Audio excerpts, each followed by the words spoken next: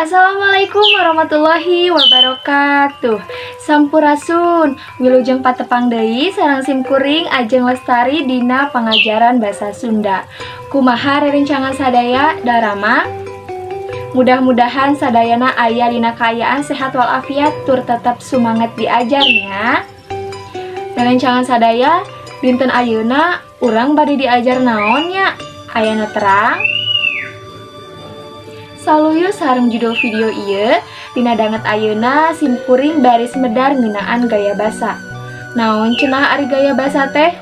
Hayu langsung wae kana pedaranana. Gaya basa nyaeta rakitan basa atau kalimah anu dipake sangkan bisa nimbulkeun pangaruh atawa efek anu leuleup karasana kunu maca atawa nu ngaregepkeun ku jalan ngabandingkeun hiji barang jeung barang sejena.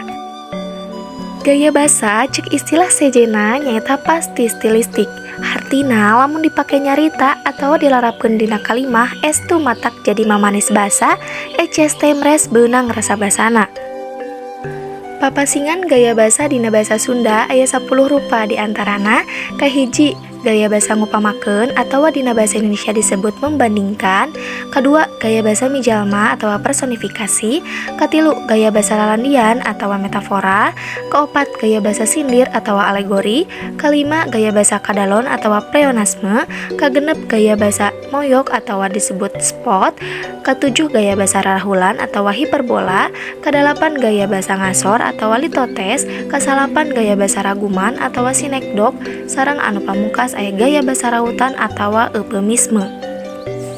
Nah, dinten ayeuna urang fokus wae kana poin kadua nyaeta pembahasan ngeunaan gaya basa mijalma.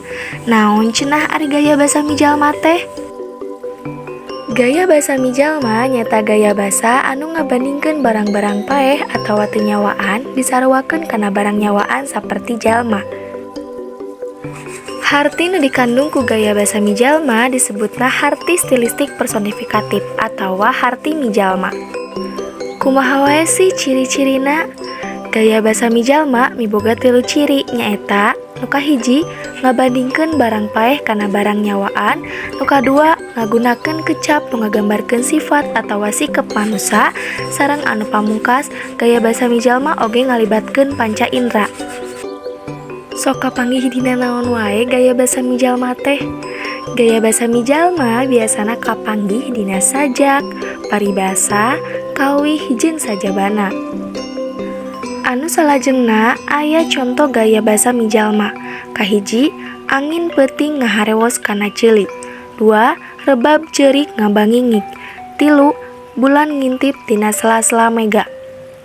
Anu sok ngaharewos, ngabangingik jeung ngintip teh saha sih? Anu pasti mah jelema nya.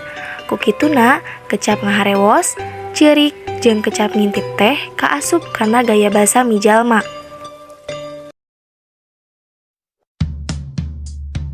Rerencangan sadaya ayeuna mah tos terangnya ngeunaan gaya basa mijalma mimiti wangenan, ciri-ciri sareng contoh.